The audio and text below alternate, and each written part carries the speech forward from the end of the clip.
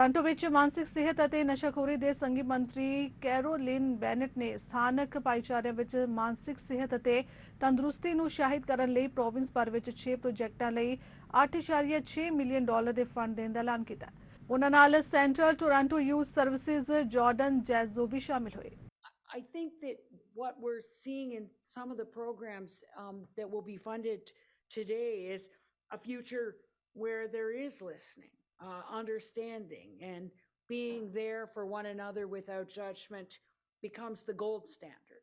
And that if we want to advance a vision where all people have dignity and access to culturally safe and trauma-informed services that meet different needs, we have to meet people where they are. And Heather and I had a good chat about how we've been expecting youth. It is really exciting to be home in Toronto, to get to do this, to play hooky from question period today, and to be home. And I know Minister Ian would very much like to be here as well, but she was unable to get out of house duty. So we these last couple of weeks in Ottawa are always just jam-packed, so I'm very excited to be here.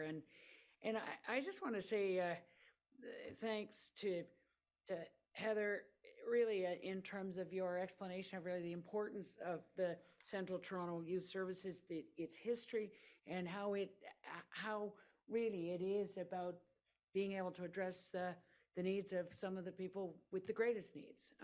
And so it is for not only what you're able to do across the whole of Toronto, but I think what we're going to learn today is that the project that is being funded and announced today will be able to spread and scale to help people across the whole country. So it's I was saying to Heather that in terms of so many partners working together in Toronto, that I was reminded that fondly of being the family doc for some of the Youthdale clients, which I know is one of your partners, and that the day that one of my former patients from Youthdale came in as the youth worker with that sort of next generation of youth, and that she was there accompanying this new person, and she'd become a social worker and was now giving back to the organization that had helped her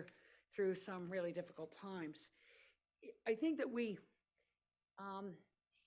I don't think Canadians can ever know how important is the work that you do.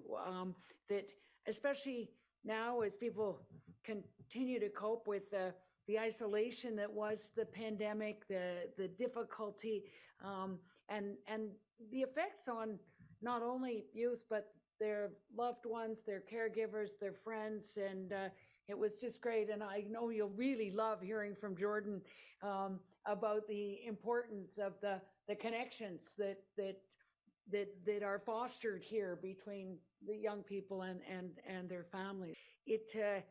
COVID has taken a toll, and I think all of us know that people are reporting an increase in stress, anxiety, depression, loneliness, especially those facing additional challenges because of racism and discrimination and socioeconomic status or social exclusion. It is, I think that we're now being a bit more honest, that when people are talking about the pandemic recovery, people have been unfortunately using the phrase getting back to normal.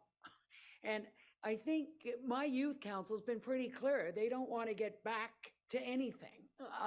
They want us to leap forward into a time where things are just fairer and greener and more inclusive and less judgmental.